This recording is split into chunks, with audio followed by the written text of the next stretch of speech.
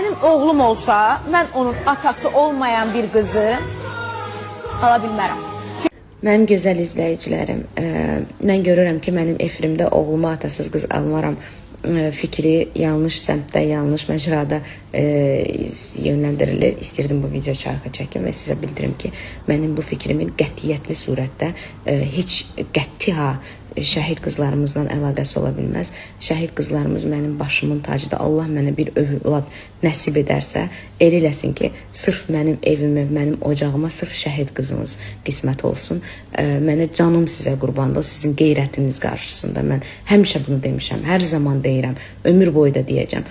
Mənim fikrim orada o demək idi ki, yəni mən elə bir qadının qızını almaram ki, anası yanlış bir yoldadır və o qızı atasızdır və təbii ki də qızı o atası ilə əlaqə də saxlamır və bu həyatdan məmnundur və çox əfsuslar olsun ki, belə ailələr var, belə insanlar var və mən o fikri çatdırmaq istədim. Sadəcə o canlı yayın intensivdir deyə.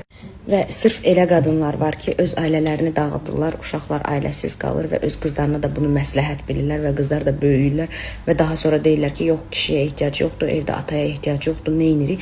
Mən bu mənada deyirəm ki, mən elə bir qadının qızını almaram, çünki onun düşüncəsində ataya, kişiyə hörmət olmur ona görə.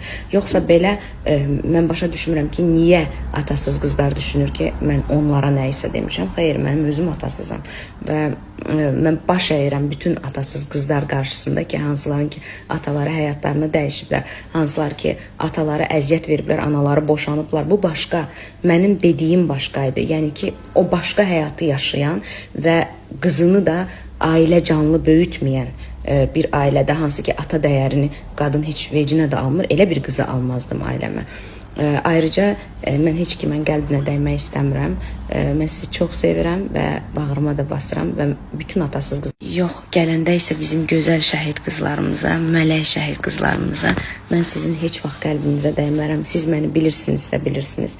Birazcıq da olsa sizə mən necəsə yanlış hiss elətdirmişəmsə, öpürəm sizin gözlərinizdən, bağrıma basıram, üzrlü hesab edin. Çünki siz mənim baş tacımsınız. Sizlik bu mövzu ola da bilməz. Yəni heç bunu insan ağlına belə gətirib bu fikri deməz də. Yəni nə qədər emosional da olsa bir yəni nə an belə baş versə, yəni sizlə əlaqəsi ola bilməz. Çünki siz müqəddəssiz onsuz da. Yəni müqəddəslər müzakirə oluna bilməzlər. Siz başqasınız.